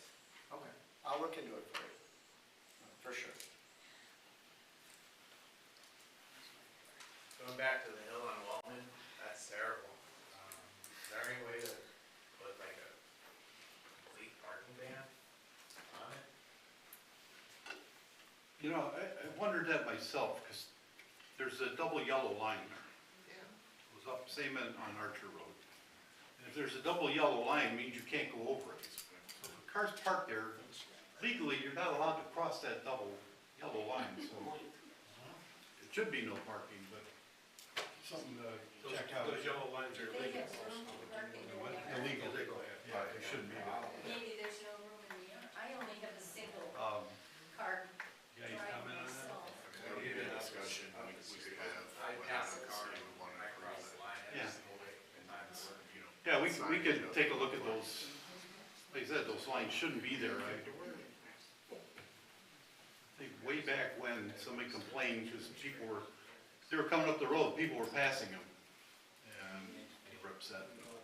We'll look at it, we'll just have that Yeah. discussion internally between the police, fire, service, and then we'll make a, we'll provide a recommendation to council. I had another thing, is there any, looking at blowing grass clippings on the street? That's illegal. That's illegal everywhere. And is there any enforcement? Yes. Two neighbors right next to me, but always. I see them. Afterwards, if you want to address, Yeah, exactly. I know where you're at. Right between the houses that we live. Yes. Yes, is there any, my name's Michael Fontana, is there any, thing about paving Glendale Avenue? Yeah, 'cause I drive down that street every day, it tears my car. It's like riding over a railroad track all the way down the road. so Glendale is near the top of our streets that we're aware of. So what we've done over the last couple of years, I talk about Broadway, right? Broadway was a main artery. Broadway took up a couple of years of our road funds. We budgeted annually about $450,000 a year to do road work, complete resurfacing. Broadway was a couple of years of those funds. This year, we were able to get the grant for the turning road section, but that project's gonna be about $600,000, $700,000 just for that road. What we do every year is the service department and our engineer goes every street, and they rank them. And we know Glendale's near the top. I will say one of our challenges that we're seeing, and I think Councilman Salvi mentioned, you know, inflation. A few years ago, that $450,000, we do 3-4 streets. Now we're seeing that can barely get 2 done. That's a challenge. The asphalt prices have skyrocketed. It won't be done this year, and I don't want to make a promise in the future, but it is at the top of the list. Okay. Hey, And then you. sorry. Jeff Swan, I live on Darlington. I've been in Bedford since early 2021. First off, I hate to complain because there's a lot of great news, and I like hearing that positivity from the city, like, right? Yeah. So much negativity, that's awesome hearing good stuff going on. But I have a huge complaint, and it's kind of reinforced by the presentation tonight. Meadowbrook Plaza is so bad. It's unbelievable the shape that it's in. I was doing some research before tonight. That Get-Go closed when I was a senior in high school. Like, I own a home now in Bedford. There's been nothing going on there. So if you want me to touch on Gitgo, I can tell you, Gitgo closed. Right. We have had a number of companies that wanted to buy it. The family owns it. They're still to this day collecting rent from Giant Eagle. It's under lease. And I hear you, but I will also tell you that I don't want to jinx ourselves in the conversation, but we believe a sale is going to take place and it should close in a couple weeks. And So that's finally going to move, and we're awaiting renderings on a new use for that site. So that is a huge plus. I think that when we were presenting the Mazda project about 3-4 years ago, we said, that has been a challenge, and us dealing with the property owner for decades. It was gonna take somebody to jump in the pool to be able to tell everybody, you know what, the water's not that cold here. So we gotta do it. And Mazda did it. And the gentleman down the street, now they bought all that property, Mazda still owns all the vacant property. It took people like the Mazda dealers, the dental company. I sat in a courtroom with the owner of Hudeck Dental, the owner, challenging the owner of all of Meadowbrook. It took people like that to get it done. The gentleman that bought the strip center, that brought in the BMV and all of that. And it doesn't seem like much, but that BMV, that title bureau, all that employs almost 100 employees. It's better than nothing too.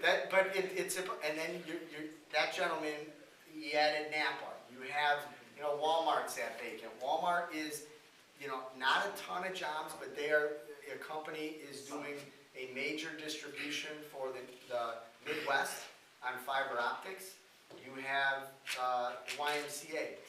I think that's why you're seeing someone interested in, I'm gonna make a move on the Gitgo property. I'm going to build a Honda Supercenter at the corner of Broadway and Bartlett. I wish it could happen like that. Yes. Well, and that's my thing. It's like, that's awesome, and I love, again, seeing the positive news, right? But like that Zach Supercenter, which is great, that Tops closed in like 2006.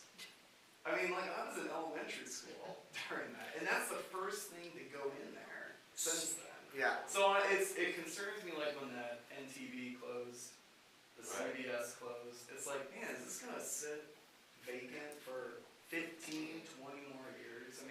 It concerns me. That's my biggest. No, those are valid points. I think the Meadowbrook, I have no problem saying this in front of that camera, and even if he's watching, I think we've had a challenging time dealing with the former property owner.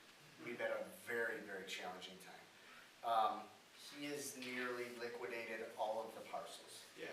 And it's no secret that as he liquidated the whole one side, that you have Mazda, you have JB Hutco, the distribution company, you have Napa, you have the BMV, you have the dental. That's not a surprise. Right. The Tops building went through a tax foreclosure, and the Target, I will tell you that he still owned the Target up until, I think it was end of 2022, the former owner. The owner of the strip where Zach's is, could not fill the end stores, because if you look at the parcel map, That's Target. it's on the Target footprint. And that former owner said, you're not doing anything on my property unless you want to buy it. This was it. And Zach's bought it, which is good, which is a good thing. But these are this gentleman, I don't mean to, very calm, cool-headed. The angriest I seen him was dealing with the former owner of all of Meadowbrook, in that room with the owners of Mazda. Because we've tried, but I'm trying, being positive, he has liquidated 90% of his parcels in Bedford. Well, yeah, great. That's awesome. I would have talked about that during the meeting, because every time I have people come visit, they're like, man, it looks apocalyptic. So it's like hearing that, that's the best news I've heard for that plaza in a long time. I didn't even know that was. Yeah, that's good. Amplify is up there, and that is a medical marijuana dispensary. City they opened last year.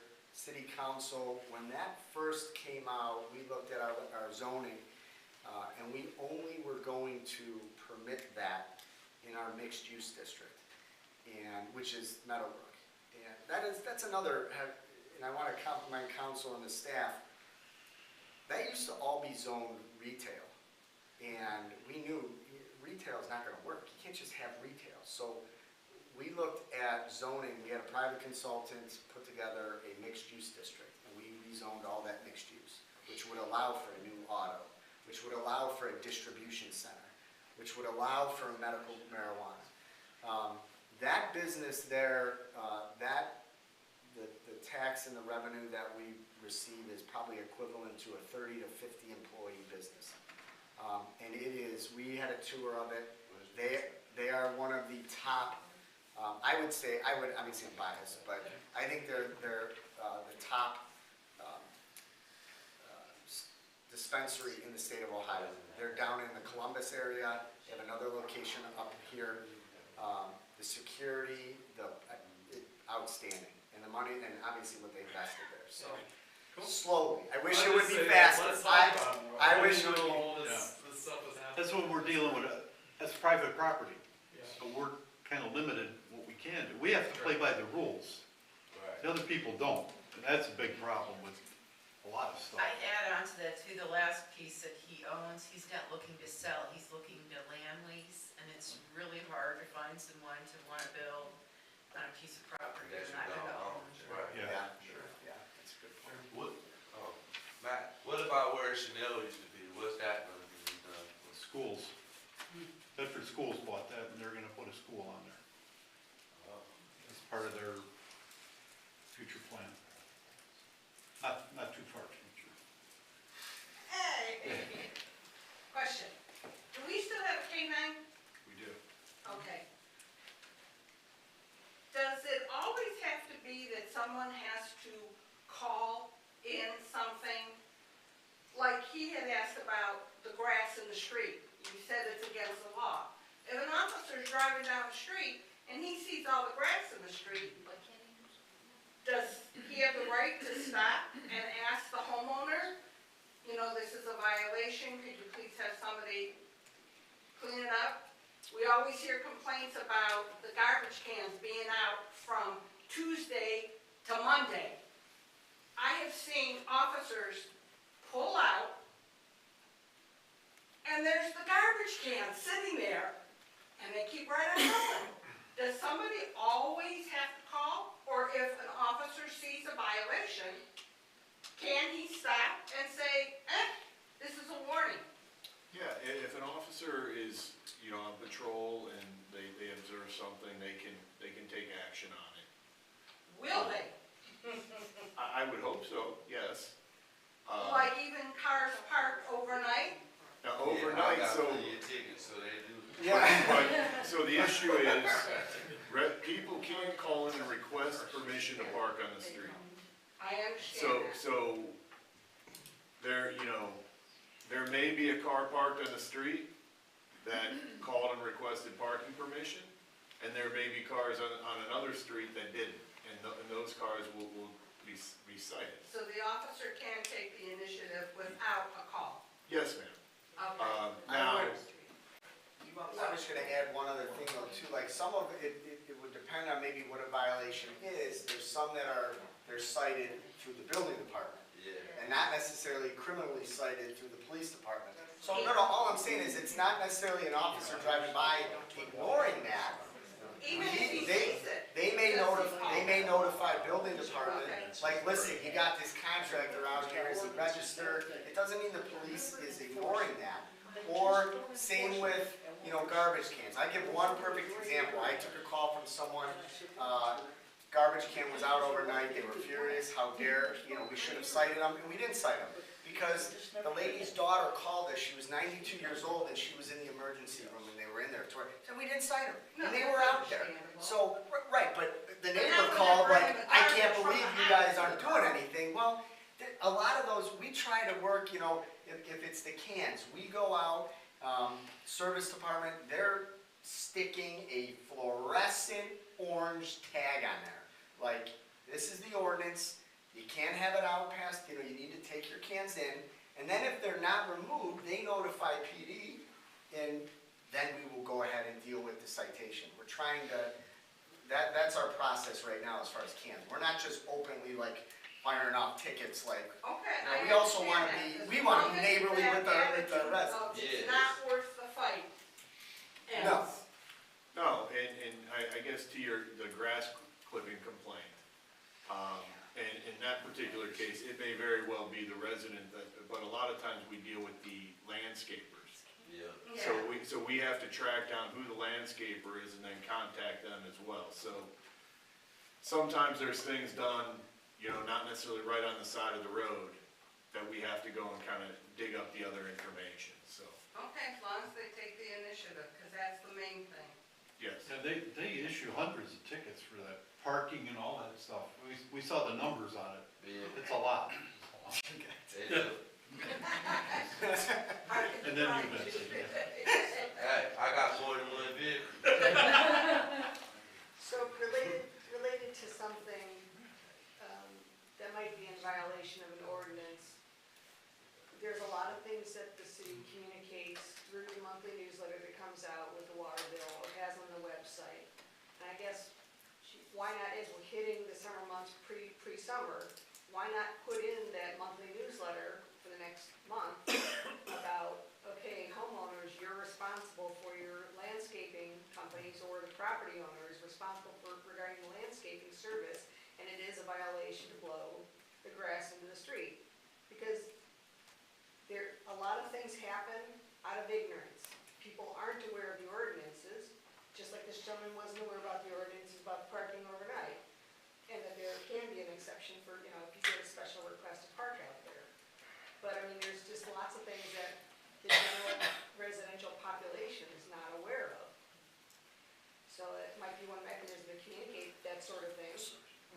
We've done, and we'll look at adding that in there, we've done things in the water bill, as far as, responsibility of clearing your sidewalks in the Right, winter, that's gone in there. I think one of the things that we did, it might have went out beginning of last year, we went to every mailing address in the city, a good neighbor guide. And in that details all of those kind of quality of life issues.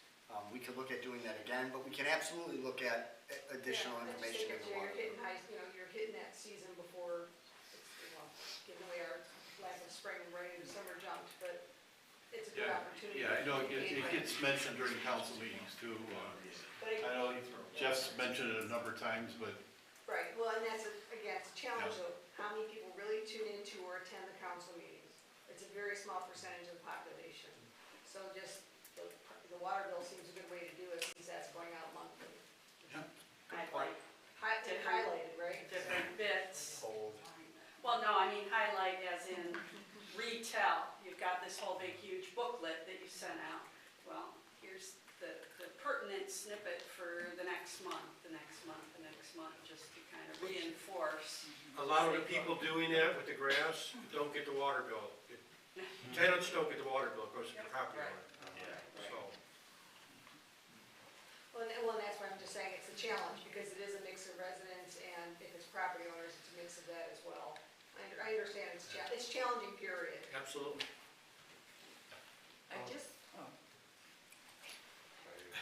Yeah. I did say you were next, didn't I? And that was about 3 people ago. Sorry, I'm patient. One thing I did notice in the cul-de-sac in Bill, I noticed a new development, it's a very small cul-de-sac, and occasionally there's overnight parking, and I know that's not permitted, especially in such a small space. But between the Amazon trucks, the FedEx trucks, and more importantly, the Kimball trucks, they have a hard time maneuvering whenever there's a car there. There's really no signage, or I don't know if there needs to be some type of enforcement, but that's something I have noticed week after week, that there's overnight parking there. They do have a really hard time, not only just maneuvering, but picking up the cans, because there's a car in the cul-de-sac, so a car or two. So I just wanted to raise that as an issue in the report. We'll talk about that when we discuss Wellman and some of that. I just want to know what number to call, because I get up at 5:30, so I'm going to call when these cars are parked. And overnight, I'm going to call Steve, what no. number.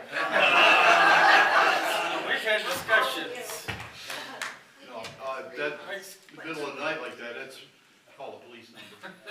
Right? The 232-1234, the non. Okay, got it.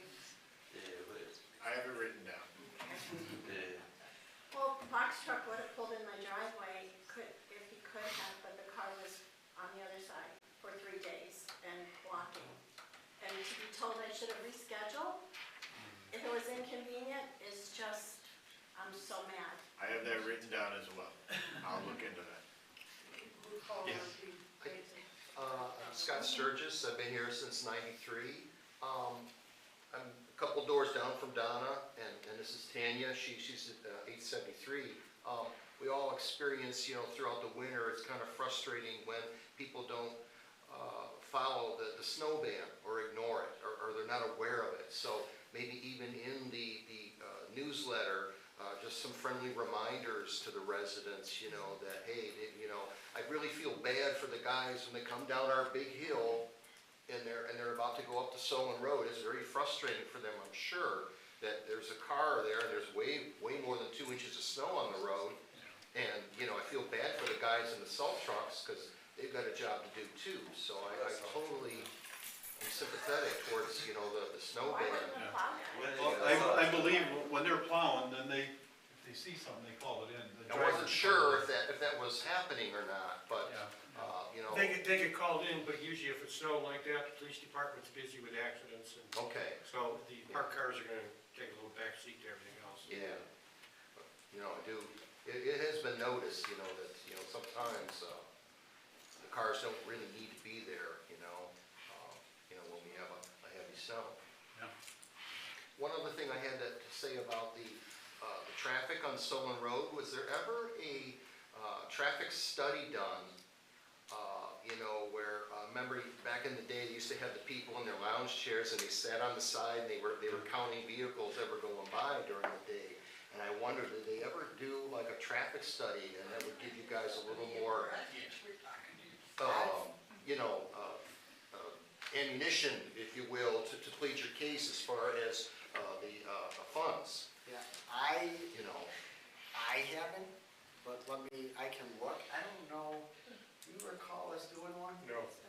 I think we did one on Northfield Road Bridge years ago, but that was the only one I can We did. remember. I remember doing one on West Grace, West Glendale, Broadway with the whole quiet zone discussion years ago, but I don't think, but I will look into that. It's a good. I remember Yeah. Northfield, they did that. But- Northfield Columbus had one to do. Yeah. The garbage trucks, I would say, we have a lot of traffic that goes down Solon Road at any given time, even in the middle of the night. And the guys with the trucks that have the roll-offs on them, every bump in the road they're hitting is bang, Sounds bang, like car bang. So crashes. it sounds like somebody's in a wreck, Every So that was, because we're on Wellman, we're right there. So all you've got is the Solon Road and the easement of the woods, and we're right there. So, we're hearing all of it, It's not that we're really complaining so much, but it's just, We're complaining for you to the county, so I can tell you that. We were frustrated by that, the recent, when they told us they weren't applying for that. That was frustrating. But yeah. they did share that they didn't finalize their upcoming road program and what that's gonna entail, so that's why we wanna have a meeting with them, and that's, I believe, next week. I am glad that they fixed that corner of Solon Road in Northfield, because that was really bad. That was bad. And we, as the city, took that on ourselves, even though that's state property. Yeah, that was huge. Because it was so bad. Yeah. That's I an, know. that's an example of, we believe we'll use, for instance, that section we did up by Zelia, the curb lane, we did that whole length of Northfield Road when we did the water line. Our engineers and service and finance, we pull all of those costs that we've put out over the years. And that's what we use to negotiate a lower percentage for Broadway. So, yes, it stinks that we have to put that out on a state route or roadway. But when it comes time to Northfield Road, if it's $5 million, if we can negotiate 5% less, maybe 10% less, that's hundreds of thousands of dollars the city will save, so, or at least get back. Thank you. I've read a lot of backlash on the mowing of the grass and how high it should be. A lot of people are complaining that they're 3 inches and there's weeds. And I mow like every other day, so that's not a problem, but like everybody on the page and about the weeds, they can only afford a landscaper like every 2 weeks. So when they have the landscaper come out and it rains 6 days in a row, it's gonna be high and they don't get another landscaper for 2 weeks. Is that just- Are those the rental houses? Not all of them. That's what we were wondering, there's only a few, it's not that many, but there's a few. I know, They got that many, Just so- driving around the last few days, there's so many properties, I mean, they're foot high. There's a lot of That's what people we were having wondering, it. that's what we were wondering. But our housing inspector is out doing it, because I know we get the calls, when, hey, my grass was only 3 inches. Well, you go look at it and it's a generous 3 inches. So. Yeah, our staff have been out, I will tell you, they've, usually in the spring, this time of year, we're aggressive with it, and we send notices to properties with 0 water usage, and that hits either if a bank owns a home, or a family, if it's a deceased family member and it's vacant. We get them that information in March, so they're at least aware. That counts as they've been notified. Our process is then, if we go out there and it's that high, we take a picture of it, and then we cut it, and then the property is assessed $200 if they don't pay it. We do not want to be in the grass cutting business. We don't. But we also think, you come into town, you don't want to see, and I'm not going to call out any neighboring communities or whatnot, but you don't want to see houses. One gentleman, he told me, he's like, I cut my grass twice a month. I've always done it. And I'm like, well, in the spring you should be cut. With all due respect, twice a week. It grows. Twice a month, in my opinion, I don't think that's going to work. It's embarrassing. More than one time I've had company turn onto Central Road off of Rockside, and they get to my home and they say, what kind of community is this? Look at these lawns coming down your road. So these people complaining, Where they come from? that's how it should be maintained. I would agree. And, I will take that backlash. That could be on me. I direct the staff and our building department as far as making sure we're on top of grasses. And I can tell you it was last week, leading up to last week, but I think our numbers were, we sent out like 300 notices. I did have a conversation today with a gentleman who owns a duplex, and it was not the most pleasant conversation, but he's like, cut it. I know you guys cut it. Go ahead, cut it. I don't care. He's like, I'm going to build the tenants. And that's not how we're going to handle that situation, that property owner. Because we don't want to be in the grass cutting business. And that was his response. And I think last year he was assessed $1,200. We cut it 6 times. And we don't want to do that. We want our staff doing. Is that the apartments up there on Northfield and? No, this was a small. Because that guy on the. As much as I'd like to say who it is, I'll respect him and not Yeah. announce who he is on. But that was frustrating because that's a staff member, an inspector that could be out doing follow-up inspections on someone making an improvement to their home. We have a dedicated staff member in the service department that's what he's doing. He maintains all of our city-owned properties, but he's also gets the notice from building, this house, he goes out there, he takes a picture. And we do it that way because we have to have the we have to have the notice in order to legally assess them. But we take the photo because every year I will deal with at least 5 individuals that they call and they will give profanities to the clerks, to the staff in finance that bills them. They send it to me and I say, I'm more than happy to show you a picture of your property. And some of those are residents, and that usually ends it when they see the photo that we take where it's time stamped and it's that high. We're not waiving it. So. Mike, sorry. Can you, as service director, also talk about people who then cut the front yard, but they don't cut the backyard? Yeah, so sometimes that can be a challenge as far as gaining access to the property. If a property's fenced in, that can be a challenge. We had a couple of different instances, one home, not in either of these wards where we were there, we did have to go out with assistance from the police department to take care of that back grass. It was more so because it was a public nuisance in this case, and, you know, the animals were defecating in the rear yard, and it was obviously smelling for all the neighbors. They didn't care, they wanted to just leave the dogs, and that was a challenge. But they can go, we go, if we need to, we'll have the police do that, because it's a violation. Alright. The trees on the tree lawn, who's responsible for those? Cause I've seen city workers out, trimming the bushes on the tree lawn. Is that, the city's responsibility, or is it? Usually if you cut a tree lawn, it's the city's responsibility. The tree? Yeah. Okay, because I got a big, huge tree that's on the corner of my lot, on the tree lawn, and it's leaning over towards the church. I live right across the street from the church. And it's tearing up the sidewalk and everything. And the tree is about stupid huge, and I can't afford to pay to cut it down. This is.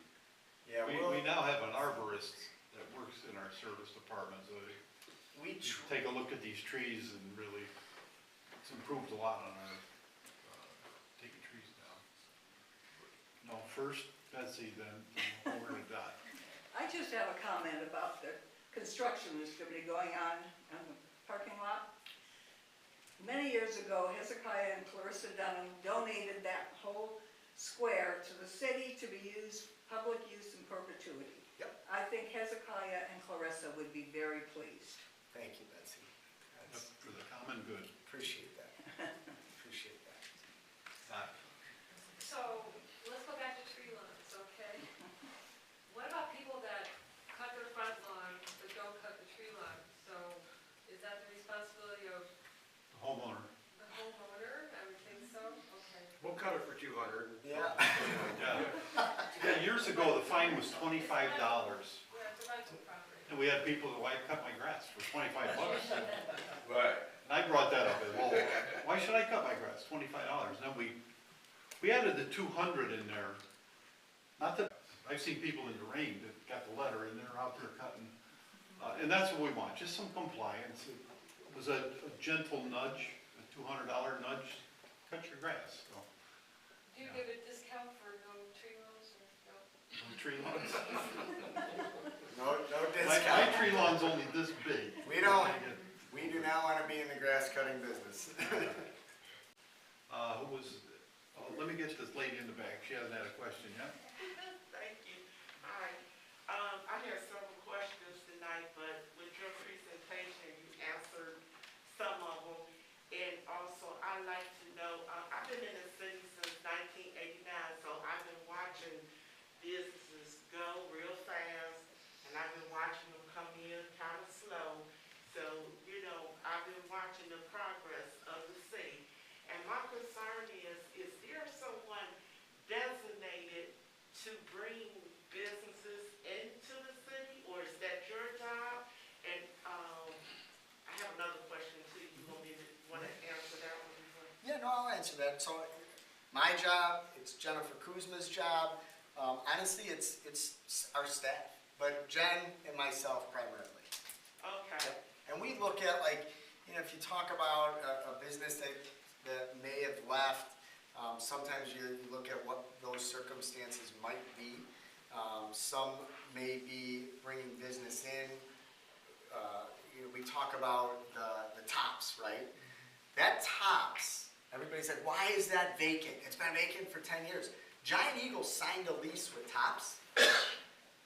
Walmart announces they're going to build Walmart. Giant Eagle doesn't want to go there. Giant Eagle paid that gentleman prime rent for almost a decade. And then it went into tax foreclosure. So there was no, we would present viable parties. He wasn't going to move on it. He was not going to break that lease. Same thing happened with Target. Target had an agreement that they says if if Tops is going, the anchor tenant, we can pull out. They wanted, it was all a ripple effect. So sometimes there's more to that. Same with like Gitco. You know, there were businesses in town and out of town that wanted that corner.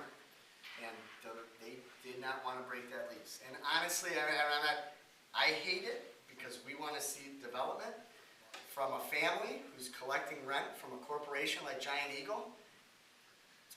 Best tenant you can have. Right. Best tenant you can have. And that's the That's the part, problem. that's the challenge that, you know, where we get frustrated. I understand. And then another question is Giant Eagle on Sullivan Road, is this set to close? No, we've not been made aware of any of that. Okay. They just don't have food.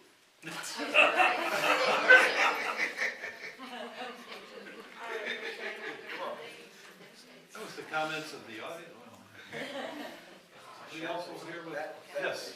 When you were talking about the tree lawns and whose responsibility it is, I'm talking about city trees that have those sprouts on the bottom, old trees, but they might have 50 sprouts that come out about this far. So when you walk, or you walk your dog, these sprouts are out there. Just call it in, I did, I call it in the called report. the city last year, and you took care of it. Okay. But now on my street, they're out there again, all over, What street? Heather Lane. Okay. And, one other thing, some of our trees are old and they're dying off. There's branches. The people that live in those homes, for some reason, we have maybe 3 or 4 families that don't clean up that sidewalk no matter what. You could kill yourself. I mean, it's like somebody went like this and sprinkled them, and they could be that high. I can't figure it out, but nobody will bend over and pick them up, or I know, scoop 'em up. it- And even if they cut the lawn, they don't pick them up. Yeah. I mean, who does that? how do you regulate people that just don't care? I don't know. And it's a struggle, I because know. they don't care. Oh, But I've pick it up. had You know, somebody take it's their some car pride. to Frankie's and walk to my house and say, God, is that street a mess? Those sidewalks. I said, what? And they said, all the crap on the sidewalks. I can't believe it. I mean, how people could live there and not, pick Mhm. this stuff up and individual pride, Yeah, that seems gone by the wayside for some Yeah. people. it is disgraceful. Don't worry about it. It's just an issue. How do we get people to care about their neighborhood and their community and, And it's just like Powers Street. I see maybe the kids grew up that drove through there all those years and dropped their bags from Burger King and everything. I mean, I get furious, you know, I said, Oh, yeah. I'd be waiting for those kids and beat the hell out of them, you know? we could only hope we could do that, but.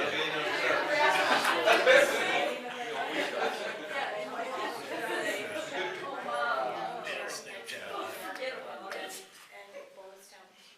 We got people out there doing this stuff and picking up the trash that care about the city, and it's terrific to see people doing that. And for all the guys that drove by the high school when I walked my dog there, where the gate where the tennis courts used to be, I used to go with a darn brush and plastic bags to pick up the bottles they threw up against the fence. There's nothing but glass on the ground. I mean, I don't know if they still do that, because my dog's too old to go there. And I am too. Thank you. I just wanted to get, But I still love this city. I just wanted to get, just your opinion as to what, you know, because our plumbing was broken in December, now it's broken again to my son, my neighbor. If it doesn't, you don't have at least like a schedule to resolve it by the end of this week, what is your suggestion as to what our next course of action should be in order to get that fixed? Because it's been an ongoing issue for the past five months. I don't wanna, jinx ourselves. I don't think we're gonna get to that point. The intent is to make sure that's fixed once and for all. Once and for all. But if not, I will reach out to you, and I think us, as well as the water discuss civil action in that regards. Just wanted that for the record. and Yep, also just- absolutely. It's all being recorded. Yeah, I know. Absolutely, absolutely. We're advocating for the two of you, I assure you that. Thank you. Thank you. Two visibility requests for the service department, for driver safety. Archer Road, both ends, top end at Columbus, when you're turning right, bushes are hanging out, you can't see the road. Bottom end, Are they bushes in somebody's yard? well, I'm not, It's hard to tell Hard because to tell. it's a sloped yard that comes down from Archer, that's facing Archer, but the shrubs come down at an angle. That would be something the building department would have to cite them on, so I'll pass it along. and then down at the bottom at the Solon and turning left, it's all, you guys cleared out turning right, but turning left is all. By the guardrails, right? Yeah, thank you. Sidewalk question, when you guys replace the sidewalks, especially the slate, the old slates and the crack, what do you do with the slate? And can I have it? That stuff's expensive. The contractor usually takes it. Well, I thought you guys did, they take it, huh? When sidewalks are done, the contractor, we have an outside There's a contractor. couple of contractors, I grabbed them and they, let me have it. Well, that's who you want to deal with. Yeah, I guess so. I just thought maybe you had some pull. Speaking of the sidewalks, is there any likelihood that the residential sidewalk repair program is gonna get reinstated? So we've been doing walks on some streets where we do the resurfacing. Last year, we had to, like I said, all of the funds, including walks, went towards Broadway. The city was required to replace every single sidewalk entry as well as the ADA pieces. I think that was, we have $50,000 a year for sidewalk. I think that portion of the walks along Broadway, there were 270 of those. We didn't think we should have had to replace those, to be honest with you, but because we did a number of years back, ODOT required us to because they made a slight change in the design. And when ODOT does the resurfacing, it is only curb to curb. So we've utilized and done some walks as best as we could. So it has been restated, but we're doing it typically on roads that we're getting resurfaced. We're trying to tackle it that way. So what if there's one that's a senior citizen residential safety issue and concern? Because it's pitched up so much because of the roots that when that elderly person's out there trying to take a walk and it's a hazard to them. Do we let the city know? Is there, you give me the location and we'll look at that. Thank you.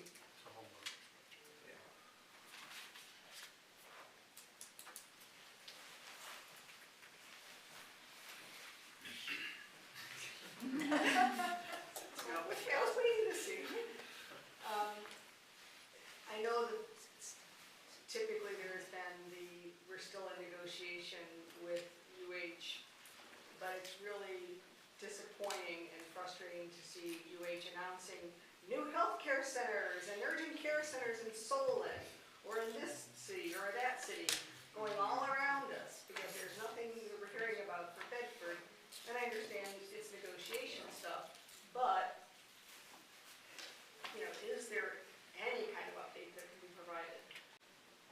Well, I can mention a couple things. One, I can assure you, we note all of that. Our attorneys note all of that. We've shared that frustration with Judge Gall. UH is, they announced a couple weeks ago, and I think it was eye-opening to Northeast Ohio. It was eye-opening to other providers that they lost $500 million. That's alarming for an institution. I think, it's out there. I think that hospital, it would have been resolved last year if we didn't have the vandalism. And I don't know if anybody knows this, but there was vandalism to Bedford Hospital. University Hospital left that building open. An individual went inside and caused millions of dollars in damage. He basically flooded it. We caught him. Those guys caught him. He was charged. That really, everything got, I think we would have been done last fall. I think there would have been an amicable resolution. That really halted everything because there needs to be, you know, what's the best use for that, right? Could it be reused? There's a lot of things that go into that. Our primary goal is healthcare, to have some use of that, if it's a 24-hour urgent care, if it's an emergency room. I think there's other things that you need to look at as far as, and maybe it's not that existing building, maybe it's the land that something can be constructed on. Because anytime, no matter who it is, you're gonna look at, if it's a healthcare or business or manufacturing, they look at the space and say, okay, this is what we wanna do. How much is it gonna cost? And then there's a calculation where whatever that is, they need it to last 30 years. I think looking at this, best use, okay, if we're gonna put 25 million into this, it's gotta last 30 years. Now we're talking about a 90-year-old building, not even including the 100 port. Does it make more sense to build new? Well, who's gonna address what's there? And that's kind of where I wanna end with the conversation, but we're not walking away. I didn't think they were. We're not walking away, but the vandalism really, it delayed things months. Thank you for your. And the judge put a gag order on us because UH didn't like us saying bad things about them. I can appreciate, well, what do they expect? What they did? No, it's similar to what you just said about that. That's what the schools went through. They build new or they refurbish. Big, complicated process.